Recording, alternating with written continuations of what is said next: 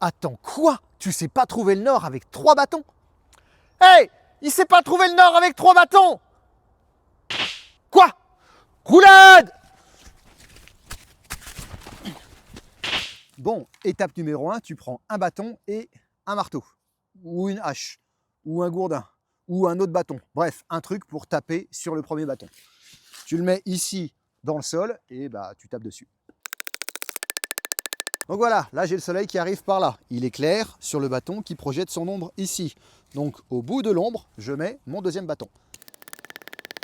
Donc là on a bien notre bâton qui projette une ombre et au bout de l'ombre, j'ai mis le deuxième bâton.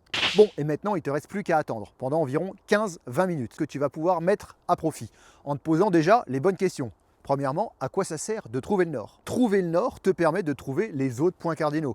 Donc si tu trouves le nord, tu sais où est l'est, tu sais où est le sud et tu sais où est l'ouest. Et donc du coup, tu sais forcément où est le nord-est, où est le nord-ouest, où est le... Et donc par exemple, ça va te permettre, si tu fais une rando, d'orienter ta carte, ou alors de pas te paumer. Ouais, si tu sais que ta baraque, elle est plein est, eh ben, tu vas pas de l'autre côté, plein ouest, quoi.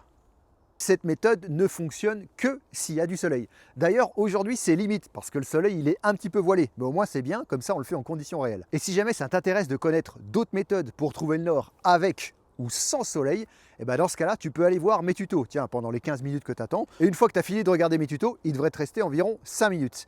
Mets-le à profit pour t'entraîner physiquement, en faisant des roulades par exemple. Et voilà, nous revoilà ici. Bon, ça fait un petit peu plus de 15 minutes, hein. J'ai attendu 20-25 minutes à cause des nuages, mais là on voit bien que l'ombre, elle a bougé. Donc je prends mon dernier bâton et toujours en fonction du premier bâton qui m'indique son ombre, je vais planter ici le bâton au bout de l'ombre.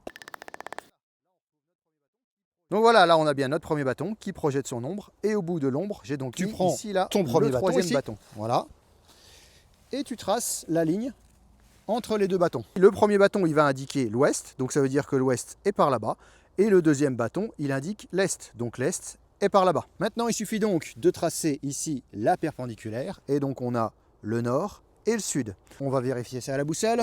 Donc, je prends ma boussole, et voilà, on a bien le nord pile en face, ce qu'indique le bâton. C'est par là-bas.